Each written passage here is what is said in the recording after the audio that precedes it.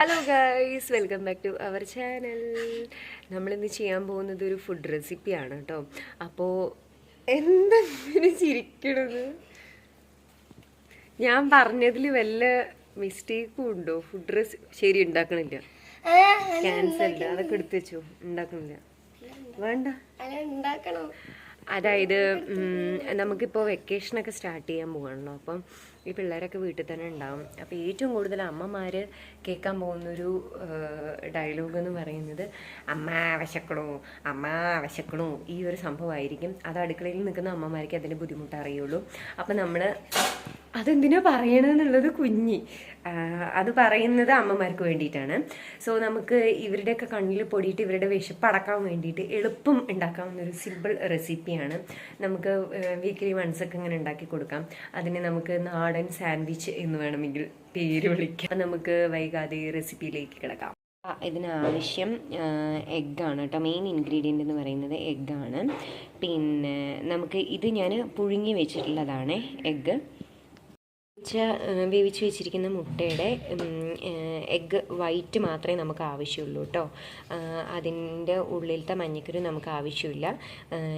ഇത് വെച്ചിട്ടാണ് നമ്മൾ ഇന്നത്തെ ഡിഷ് ഉണ്ടാക്കാൻ പോകുന്നത്. ഇനി നമ്മൾ ഇതേപോലെ മിക്സിയുടെ ജാർ എടുത്തിട്ട് ഈ എഗ്ഗ് വൈറ്റൊക്കെ നമ്മൾ അതിലേക്ക് ഇട്ട് കൊടുക്കാം. പിന്നെ നമ്മൾ ഇവിടെ ഒരു 2 അല്ലി വെളുത്തുള്ളി നേരേക്ക് വെച്ചിട്ടുണ്ട്. 2 അല്ലി മതി കേട്ടോ. അതിനെ ചെറുതായി മുറിച്ചിട്ടുണ്ട്. ഇനി നമുക്കതിലേക്ക് വേണ്ടത് കുറച്ച് ചുവന്ന മുളകാണ് കേട്ടോ.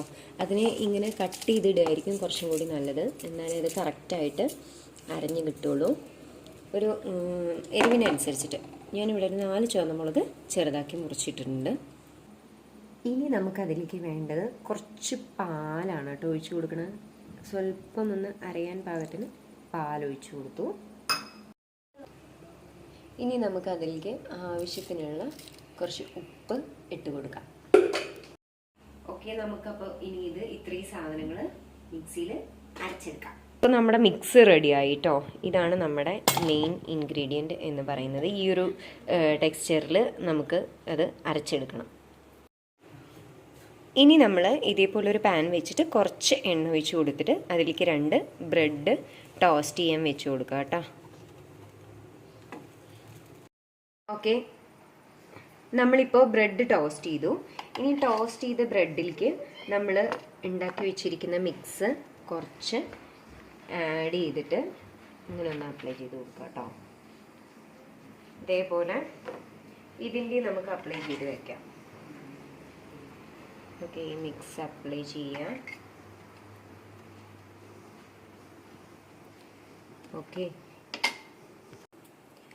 ഓക്കെ, ഇനി നമുക്ക് അതിലേക്ക് ഞാനിപ്പോൾ ഇവിടെ ഒരു പീസ് ഓണിയൻ കട്ട് ചെയ്തത് ഉള്ളി വെച്ച് കൊടുക്കുകയാണ്.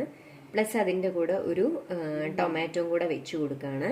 ഇനി നമുക്ക് ഇതിൽ വെജിറ്റബിൾസ് ഉണ്ടെന്നുണ്ടെങ്കിൽ കുറച്ചും കൂടെ ആഡ് ചെയ്യാം കേട്ടോ. എന്നിട്ട് നമ്മൾ ഇത് ഇങ്ങനെ ഒന്ന് പ്രസ് ചെയ്ത് കൊടുക്കുക. അപ്പം അത് ഒന്ന് സെറ്റാവും.